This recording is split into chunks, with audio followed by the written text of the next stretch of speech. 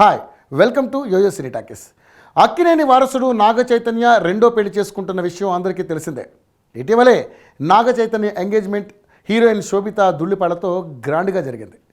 గత కొన్నేళ్లుగా ప్రేమలో ఉన్న ఈ ప్రేమ పక్షులు డైరెక్ట్గా ఎంగేజ్మెంట్తో తమ ప్రేమ విషయాన్ని బయటపెట్టారు.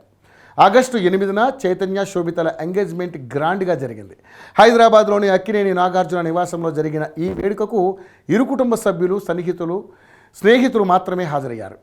ఈ లవ్ బర్డ్స్ ఎంగేజ్మెంట్ చేసుకున్న విషయాన్ని స్వయంగా నాగార్జున సోషల్ మీడియా ద్వారా వెల్లడించారు. దీంతో అప్పటి నుంచే చైతన్య శోభితల నిశ్చితార్థం ఫోటోలు సామాజిక మాధ్యమాల్లో తెగ వైరల్ అవుతున్నాయి.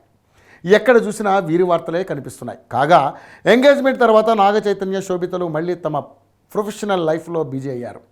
తమ సినిమాలను వేగంగా కంప్లీట్ చేసుకునే పనిలో పడ్డారు. కాగా వీరి వివాహంపై ఇటీవల అక్కినేని నాగార్జున మాట్లాడుతూ కొన్ని కారణాలతో సడన్గా ఎంగేజ్మెంట్ జరిగిందని, అయితే పెళ్లికి మాత్రం కొంచెం సమయం పడుతుందన్నారు. దీంతో చైతన్య శోభితల వివాహంపై సోషల్ మీడియాలో తీవ్ర చర్చ జరుగుతోంది. కాగా నాగ చైతన్య మరియు శోభిత డెస్టినేషన్ వెడ్డింగ్ కోసం సరైన వేదికను వెతుకుతున్నట్లుగా తెలుస్తోంది.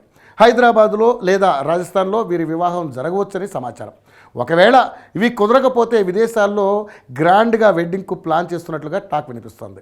ఈ సంవత్సరం చివరిలో లేదా వచ్చే ఏడాది ఫిబ్రవరి, మార్చిలో నాగ చైతన్య శోభితల వివాహం జరుగుతుందని సన్నిహితులు చెబుతున్నారు.